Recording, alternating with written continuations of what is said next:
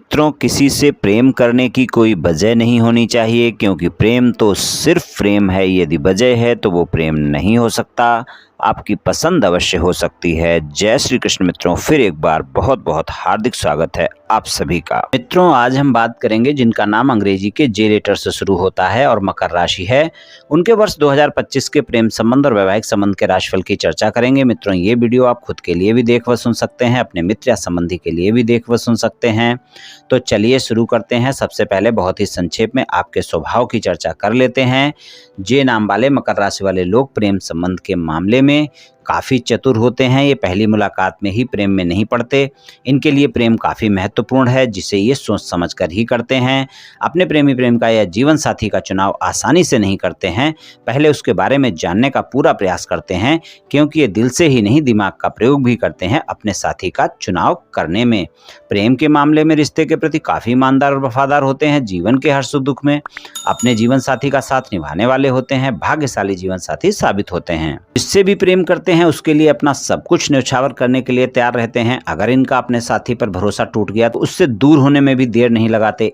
इनको अगर कभी प्रेम में धोखा मिलता है तो ये उसे बर्दाश्त नहीं कर पाते और काफी भावुक होने की वजह से टूट जाते हैं। बहुत ही समझदार लोग होते हैं। अपने प्रेम के लिए आसानी से अपने परिवार का साथ भी नहीं छोड़ते हैं। हालांकि अपने प्रेम संबंध में पूरी तरह समर्पित साथी होते हैं। प्रेम संबंध की बात करते हैं। प्रेम संबंध की बात करें तो मकर राशि वाले लोगों के लिए मकर राशि के स्वामी शनि हैं और पंचम भाव में वृषभ राशि है, स्वामी शुक्र हैं। लेकिन यहाँ पर हम शनि, गुरु, राहु और केतु के गोचर के आधार पर वार्षिक राशिफल की चर्चा कर रहे हैं।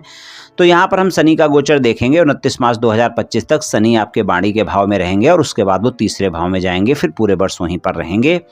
गुरु जो कि आपके 12वें भाव के स्वामी हैं और तीसरे भाव के स्वामी हैं, उनका अगर गोचर देखें तो उनका गोचर पंचम भाव में ही है मई के मध्य तक के समय में, और मध्य मई के बाद वो आपके छठे भाव में जाएंगे। और राहु का गोचर अगर देखें तो राहु का गोचर जो है आपके मीन राशि में वो रहेंगे 18 मई तक, और उसके बाद वो कुंभ राशि में बाड़ी के भाव में जाएंगे, और केतु कन्या राशि में रहेंगे नवम भाव में, और उसके बाद वो अष्टम भाव में जाएंगे। तो ग्रह गोचर स्थिति कुछ इस तरह की रहेगी। तो कुल मिलाकर अगर देखें तो प्रेम संबंध के मामले में आपको मिला जुला सा समय रहने वाला है। वर्ष 2025 में आपके लिए प्रेम जीवन के लिए अच्छी शुरुआत रहने वाली है। वर्ष की शुरुआत में पंचम भाव में गुरुदेव का गोचर रहेगा। आपके प्रेम जीवन में काफ़ी मजबूती देखने को मिलेगी। आप दोनों एक दूसरे के प्रति आकर्षण महसूस करेंगे, एक दूसरे की बातों को समझेंगे, एक दूसरे का मान सम्मान बढ़ाएंगे, और परिवार के लोगों से भी मिलने जुलने का मौका मिल सकता है अगर आप चाहते हैं। परिवार के लोगों से मिलने के बाद आपके रिश्ते की बात भी बढ़ सकती है अगर आप चाहते हैं, और एक दूसरे के प्रति समर्पण की भावना भी बढ़ेगी। आप एक दूसरे के साथ में प्रेम संबंध को विवाह संबंध में बदलने का विचार कर सकते हैं इस वर्ष। इस बात का ध्यान रखकर चलें। मई मध्य तक का समय कुछ ऐसा ही रहने वाला है। लेकिन अगर आप प्रेम संबंध में ईमानदार हैं तभी आपको अच्छे परिणाम मिलेंगे, क्योंकि मार्च के अंत में 29 मार्च को शनि देव तीसरे भाव में आ जाएंगे। उसके बाद तीसरी दृष्टि जो है आपके पंचम भाव पर होगी, जो कि आपके राशि स्वामी भी हैं। अगर प्रेम संबंध में ईमानदार नहीं हैं और आपके प्रेम संबंध एक से ज़्यादा जगह हैं तो परिणाम अच्छे नहीं मिलेंगे। लेकिन अगर प्रेम संबंध में ईमानदार हैं तो आपके लिए मध्य मई तक का समय काफ़ी बेहतर परिणाम दिखाएगा। आप देखेंगे जिनके प्रेम संबंध पहले से हैं उनके प्रेम संबंध विवाह संबंध में भी बदल सकते हैं। अगर वो चाहते हैं तो अपने रिश्ते की बात अपने परिवार वाले लोगों से भी कर सकते हैं, और वहाँ से भी आपको स्वीकृति मिल सकती है। तो प्रेम संबंध के मामले में मई मध्य तक का समय अच्छा है अगर आप अपने प्रेम संबंध को लेकर ईमानदार हैं। जो लोग सिंगल हैं, किसी साथी की तलाश में हैं और किसी से मित्रता चल रही है, डेट कर रहे हैं, उसको प्रस्ताव देना चाहते हैं, तो वहाँ पर भी आपके लिए समय बेहतर है। तो प्रेम संबंध के मामले में अगर देखें तो मध्य मई तक का समय आपको काफ़ी बेहतर परिणाम दिखाएगा। वहाँ पर रोमांस भी रहेगा, मुलाकातें भी ज़्यादा रहेंगी, और उसके बाद के समय में अप एंड डाउन देखने को मिलेंगे। वहाँ पर किसी भी प्रकार के बहस से बचना आवश्यक होगा।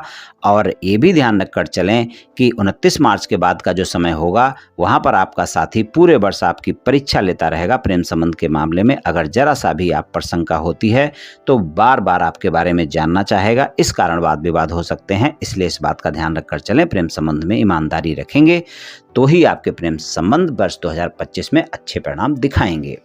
वैवाहिक संबंध की बात करें तो वैवाहिक संबंध के मामले में शनि का गोचर मैंने बताया आपको कि दूसरे भाव में रहेगा और तीसरे भाव में रहेगा।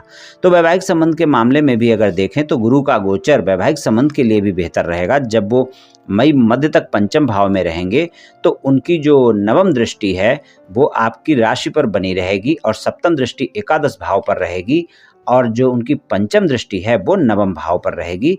तो यहाँ पर भाग्य का साथ भी मिलेगा और आप देखेंगे कि वैवाहिक संबंधों में मजबूती रहेगी। मई मध्य तक का समय वैवाहिक संबंधों के लिए भी काफ़ी बेहतर रहेगा।